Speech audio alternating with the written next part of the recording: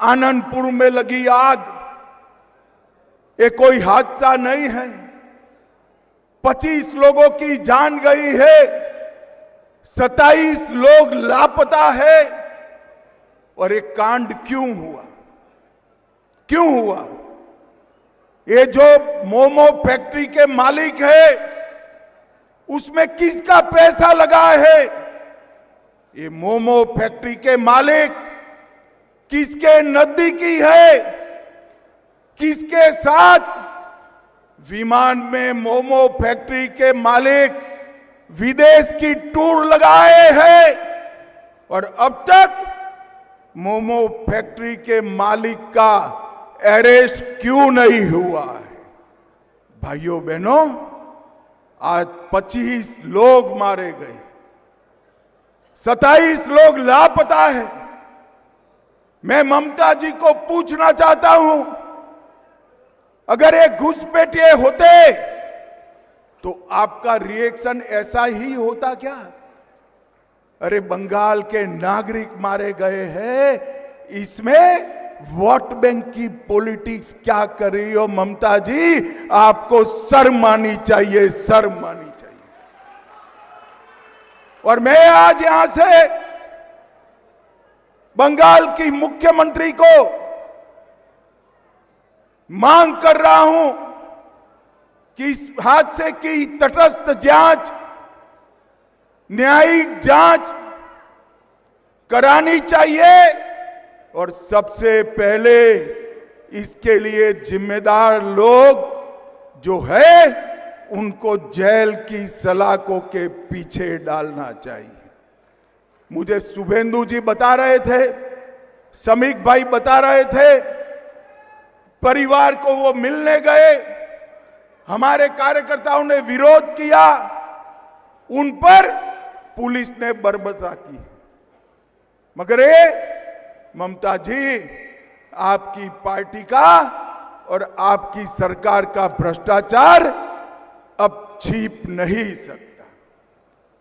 Anandpur ware house का अग्निकांड, ममता जी चीख चीख कर कहता है कि अग्निकांड में आपके लोग शामिल हैं।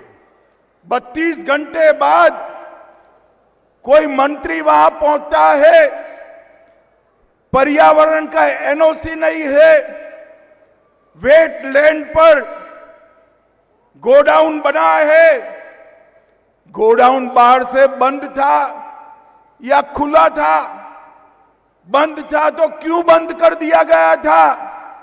अंदर लोग जलते रहे, मरते रहे, चीखते रहे, बाहर नहीं आ पाए। और मैं आज ममता जी को कहने आया हूं, पर्दा डालना है तो डालो ममता जी, पर्दा डालना है तो डालो। अप्रैल के बाद भाजपा सरकार आएगी और अग्निकांड के आरोपियों को चुन चुन कर हम जहर की सलाखों के पीछे गए। भाइयों बहनों, हर तरह से बंगाल में एडमिनिस्ट्रेशन समाप्त हो गए। ये 2026 का साल टीएमसी को टाटा बाय बाय कहने का साल है, टाटा बाय बाय कहने का। बंगाल की जनता टीएमसी को कम्युनिस्टों से मुक्ति पाने के लिए आई और टीएमसी ने तो कम्युनिस्टों को भी अच्छा कहलाने का काम कर दिया। यहां कटमनी, भतीजे की दादागिरी, पुलिस का दुरुपयोग और घुसपैठ एक इंडस्ट्री बना हुआ है। भाइयों बहनों, मैं घुसपैठ के लिए बाद में बात करूंगा, मगर गत समय जब मैं आया, मैंने कहा बंगाल में प्रचंड बहुमत से बीजेपी की सरकार बनने वाली। मुझे बताओ, आप सभी लोग, प्रचंड बहुमत से बीजेपी की सरकार बनने वाली है या नहीं बनने वाली है? अरे जोर से बोलो, बनने वाली है या नहीं बनने वाली? ये ममता बनर्जी मेरा मखौल उड़ा रही थी।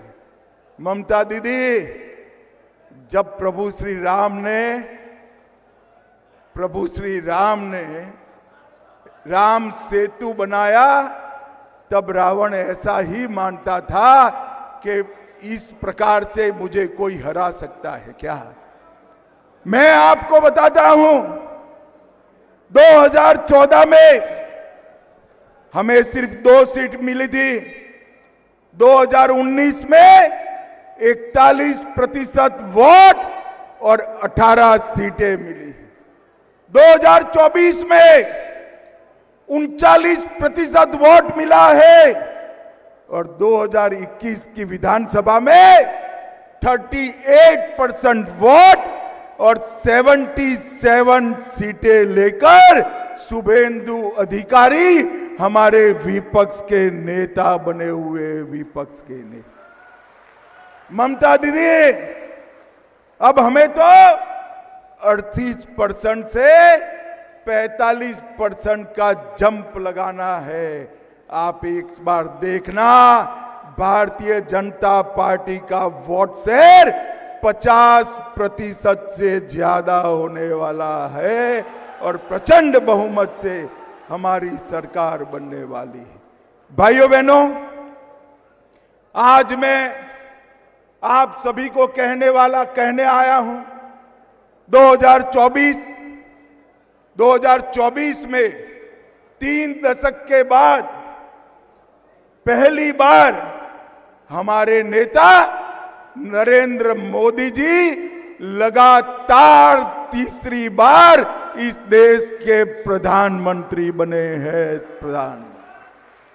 24 में ही हमने आंध्र में सरकार बनाई, ओडिशा में पहली बार सरकार बनाई, अरुणाचल में तीसरी बार सरकार बनाई, 25 में हरियाणा, महाराष्ट्र और दिल्ली में 30 साल के बाद सरकार बनाई और 25 का अंत आते आते बिहार में भी प्रचंड बहुमत के साथ भारतीय जनता पार्टी और एनडीए की सरकार हुई।